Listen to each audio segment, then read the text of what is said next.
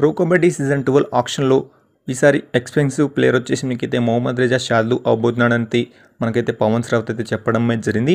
And అలానే Telugu Titans team వచ్చేసి మీకైతే పవన్ శ్రావత్ పైన ఎఫ్ఎం కార్డ్ యూజ్ చేస్తుందా లేదా అనేది మీకైతే పవన్ అయితే ఒక అప్డేట్ అయితే ఇవ్వడం అయితే జరిగింది. కాబట్టి సో అప్డేట్ ఏంటి అనేది మీకైతే ఈ వీడియోలో ఫుల్ క్లారిటీగా అయితే ఇన్ఫర్మేషన్ అయితే చెప్పబోతుంది. కాబట్టి సో తప్పకుండా వీడియో అక్కడ స్కిప్ చేయకుండా వీడియో ఎంతో చూడండి. సో వీడియో కనిస్తే మాత్రం లైక్ చేయండి అండ్ ఛానల్ సబ్స్క్రైబ్ చేసుకోండి.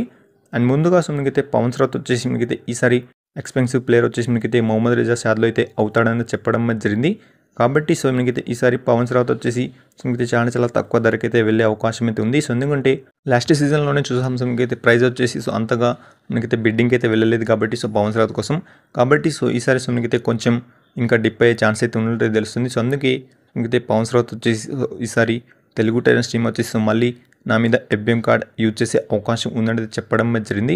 సో ఇది వచ్చేసి మీకైతే ఇంకేం కన్ఫర్మ్ అయితే కాలేదు కానీ సో మీకైతే దాదాపు నా పైన వచ్చేసి సో ఎఫ్ఎం కార్డ్ యూజ్ చేసే అవకాశం ఉందని పవన్ అయితే చెప్పడం జరిగింది. కాబట్టి సో ఇక్కడ వచ్చేసి మీకైతే అర్థమైతే అవుతుంది. సో ఈసారి కూడా తెలుగు టైటన్స్ టీమే సో మీకైతే పవన్ని రిటైన్ చేసుకునే ఛాన్సెస్ అనేవి చాలా ఎక్కువైతే కనిపిస్తున్నాయి. కాబట్టి సో దీనిపైన సో మీరేమనుకున్నారు, అంటే మనకు పవన్ని రిటైన్ చేసుకునే అవకాశం ఉందా లేదా, అది మనకు తక్కువ ప్రైస్కి వెళ్ళినా కూడా సో మీకైతే పవన్ని వదిలే ఛాన్సెస్ ఉన్నాయా లేదా అనేది సో మీరైతే కింద కామెంట్ చేయండి.